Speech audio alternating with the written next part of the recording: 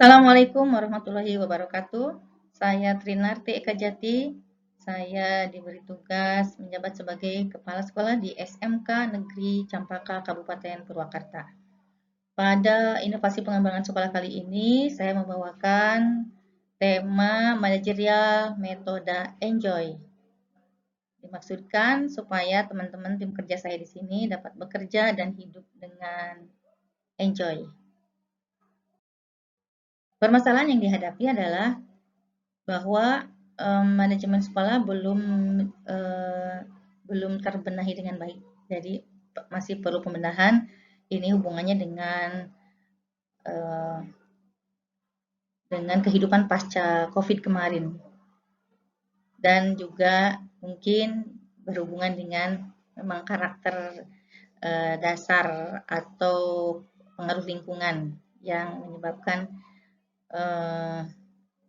manajemen sekolah belum terbenahi dengan baik. Adapun akar permasalahannya adalah bahwa di sini banyak guru dan tenaga kependidikan yang belum terbiasa disiplin waktu. Jadi ketika saya baru di sini sekitar belum setahun ya, jadi banyak sekali guru yang terlambat datang ke kelas, terlambat datang ke sekolah, terlambat mengikuti rapat, terlambat mengikuti kegiatan-kegiatan yang sudah dijadwalkan sebelumnya, tidak menggunakan baju sesuai dengan seragam pada hari yang ditentukan, kemudian dan banyak hal lagi yang menunjukkan bahwa mereka memiliki kedisiplinan yang sangat rendah. Kemudian banyak guru dan tenaga kependidikan yang memiliki pekerjaan sampingan. Jadi di sini banyak orang-orang yang punya yang pekerjaannya double. Misalnya untuk guru ada yang menjadi guru di sekolah lain. Kemudian ada juga yang menjadi BUMDes. Ada juga yang menjadi pendamping desa. Itu sampai 2 orang di sini pendamping desa. Ada juga tenaga kependidikan yang dia mempunyai pekerjaan paruh waktu sebagai buruh di tempat konveksi seperti itu. Jadi banyak sekali yang mempunyai kerjaan sampingan yang menyulitkan mereka sendiri untuk mengatur waktu, untuk memanage mana yang didahulukan seperti itu. Kemudian banyak juga guru dan tenaga kependidikan yang belum menyadari pentingnya peran mereka sebagai insan pendidikan. Ya, mereka tidak punya pekerjaan sampingan, tapi mereka tetap menunjukkan sikap-sikap yang tidak memperlihatkan kebanggaannya sebagai insan pendidikan. Kemudian alternatif solusi adalah pertama dilakukan refresh, ya, penyegaran kepada mereka mengenai hakikat pilihan mereka sebagai insan pendidikan. Jadi ada resiko-resiko tertentu yang dipegang bahwa itu adalah sebuah komitmen dari pilihan mereka. Nah, kemudian setelah dilakukan refreshment, diingatkan kembali, disegarkan kembali, disentuh kembali hatinya, nah barulah kita berikan tahap kedua, yaitu mereka diminta menandatangani fakta integritas. Di dalam fakta integritas ini ya kita tuntut mereka berani tidak komitmennya bla bla bla bla bla, resikonya ini seperti itu, dengan honor atau gaji sekian, punya komitmen tidak untuk melakukan prosedur-prosedur yang ditetapkan oleh sekolah. Tentu secara real mereka menandatangani fakta integritas, tapi penandatanganan fakta integritas tentu bukan hanya penandatanganan kemudian sudah, tapi harus diajak ngobrol dulu orangnya. Dan ini karena tim kerja saya hanya sedikit, jadi satu sekolahnya 36 orang itu dengan saya, berarti saya ngobrol dulu dengan teman-teman itu bisa tidak terlalu banyak ya, tidak seperti di sekolah lain yang sekolahnya besar, yang hampir 200 orang gitu personelnya. Nah ini karena sedikit, jadi kita bisa bicara dengan agak dalam gitu sebelum fakta integritas itu mereka tanda tangani. Nah setelah penandatanganan fakta integritas, barulah kita berlakukan beberapa ketentuan ya yang mereka sudah sanggupi sebelumnya, yaitu kita mulai menggunakan mesin absen. Nah, kemudian karena mesin absen itu kadang-kadang error juga, kita sediakan buku manual. Jadi akan terlihat di sana jam berapa mereka datang, jam berapa mereka pulang. Itu untuk jam kerja di sekolah. Kemudian untuk tugas di dalam kelas, kita juga secara ketat dan berkesinambungan selalu memeriksa buku piket dan agenda kelas. Jadi di sana bagaimana tanggung jawab guru-guru mengisi agenda kelas, mengisi kelas, itu akan terlihat dalam pengisian agenda. Karena di agenda kelas itu ada bagaimana kita memeriksa kebersihan kelas, bagaimana kita memeriksa atribut anak-anak, apakah anak-anak disiplin atau tidak dengan aturan sekolah dan sebagainya. Dan itu disinkronkan dengan buku piket. Kemudian kita selalu membuat rekap kehadiran di kegiatan-kegiatan, kemudian mengkomunikasikannya secara rutin. Misalnya begini, kegiatan rapat, direkap lah dalam sekian bulan, siapa berapa persen kehadirannya, siapa berapa persen kehadirannya, kemudian itu dikomunikasikan secara terbuka di grup WA yang anggotanya adalah guru dan tenaga kependidikan. Sehingga orang bisa menilai temannya dan dirinya sendiri, oh, si ini 100% bagus, si ini hanya sekian persen, dan itu kemudian ditindaklanjuti dengan misalnya teguran atau misalnya dan lain sebagainya. Nah, yang selama proses itu pasti ada banyak yang benturan-benturan ya. Sebisa mungkin teman-teman tim di sini tidak dalam tanda kutip tersiksa, tertekan gitu ya. Makanya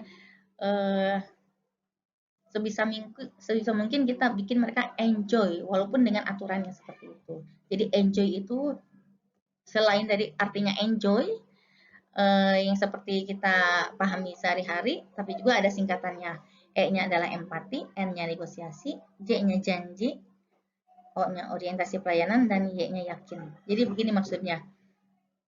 Saya di sini sebagai ketua unit kerja, sebagai kepala sekolah, tidak bisa dong selalu memandang orang lain selalu negatif. Saya harus punya empati gitu. Supaya teman-teman nanti enjoy. Jadi begini, kadang-kadang teman kita tidak bisa datang sesuai jadwal atau sesuai waktu yang ditentukan karena memang ada perlu. Karena memang misalnya anaknya sakit dan harus segera ditangani sehingga dia izin harus ke rumah sakit mengantar istrinya dan sebagainya. Atau misalnya ibunya kenapa, bapaknya kenapa, atau ada tetangganya meninggal dan sebagainya. Nah, yang pertama empati dulu. Oke, tidak apa-apa. Namanya juga manusia pasti selalu ada gangguan gitu ya, tidak selalu mulus perjalanannya. Namun kita pun sebagai ketua unit kerja harus melihat, si ini terlalu sering perasaan ya. Kadang-kadang kita juga perlu mendatangi rumahnya, apakah benar. Misalnya begini, sampai ada yang dalam seminggu itu 2 kali atau 3 kali sakit. Jadi hanya datang 2 kali atau 3 kali dalam 1 minggu. Itu kan perlu dilihat secara lebih ini ya, lebih meyakinkan. Jadi kadang kita datang ke rumahnya tanpa memperlihatkan diri ingin memeriksa, mengawasi itu. Kita tengok, oh iya sakit, oh iya tidak ada di rumah, oh ternyata sedang main kemana, itu kan harus segera ditindaklanjuti. Kemudian ada negosiasi. Jadi misalnya begini, ada kerja bakti misalnya, sudah dibagi jadwal misalnya, oh Bu, saya jadwal di hari tanggal sekian tidak bisa ikut, ya negosiasi lah.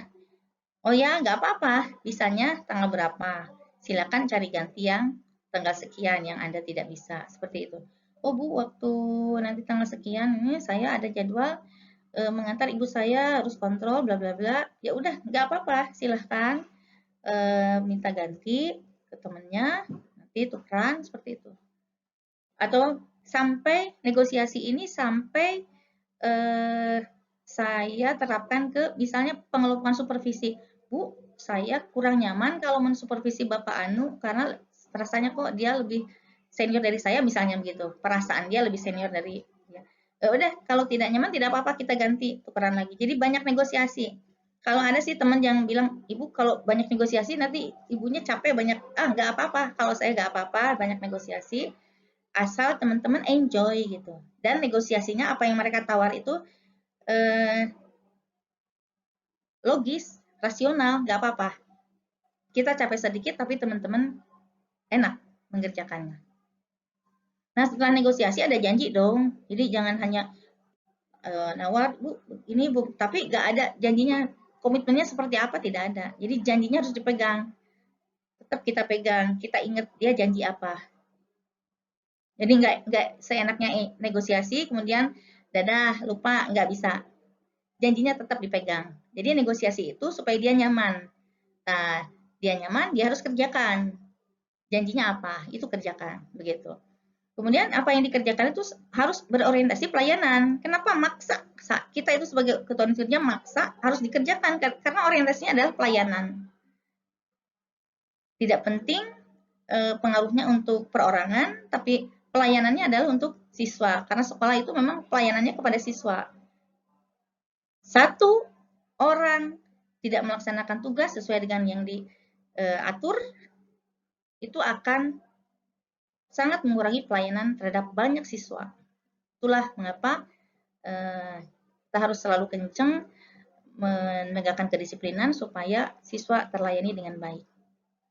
Yang terakhir, yakin bahwa apa yang kita lakukan itu yakin gitu, yakin bahwa teman-teman itu bisa enjoy. Kalaupun ada teman-teman yang tersiksa dengan semua itu karena sudah dibuka negosiasi yang sangat besar, berarti mereka memang bukan passionnya ada di lingkungan dunia pendidikan. Dan dari proses yang sudah dilakukan ini memang ada beberapa orang yang mengaku memang Bu saya tidak bisa, saya bukan passionnya.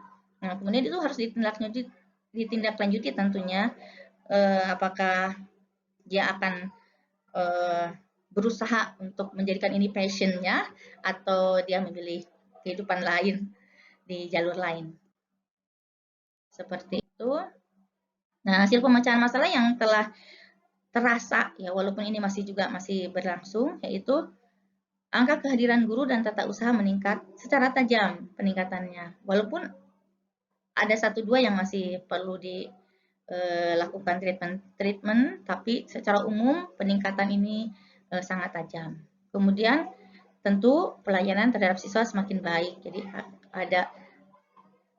akan ditemui sedikit sekali kelas yang tidak dilayani oleh guru dengan baik ya. Jadi kami karena berlapis gitu ya. Untuk kuantitas itu ada di guru piket dan di rekap wali kelas. Untuk kualitas kita ini kan tim supervisi. Seperti itu. Kemudian ini beberapa contoh yang saya ngobrol enjoy saja dengan teman-teman. Ya kadang juga tidak di ruang sekolah-sekolah di mana saja, tapi intinya kita harus selalu mengingatkan mengenai komitmen mereka tentang di dunia kerja sebagai insan pendidikan ini. Dan kita usahakan sebisa mungkin supaya mereka enjoy dengan pekerjaannya. Ini beberapa foto yang obrolannya hanya untuk pribadi atau untuk kalangan tertentu gitu, bukan di rapat umum. Nah, adapun sumber rujukan pemecahan masalah ini adalah PP nomor 57 tahun 2021 tentang Standar Nasional Pendidikan, yaitu di pasal 27 di standar pengelolaan yang berbunyi standar pengelolaan merupakan kriteria minimal mengenai perencanaan, pelaksanaan, dan pengawasan kegiatan pendidikan yang dilaksanakan oleh satuan pendidikan agar penyelenggaraan pendidikan efisien dan efektif. Jadi yang menjadi targetnya adalah bagaimana pekerjaan di sini dilakukan, dikelola dengan efisien dan efektif. Itulah tim kerja di sini harus merasa enjoy dalam bekerja. Demikian paparan saya kali ini. Mohon maaf bila ada yang salah. Terima kasih. Wassalamualaikum warahmatullahi wabarakatuh.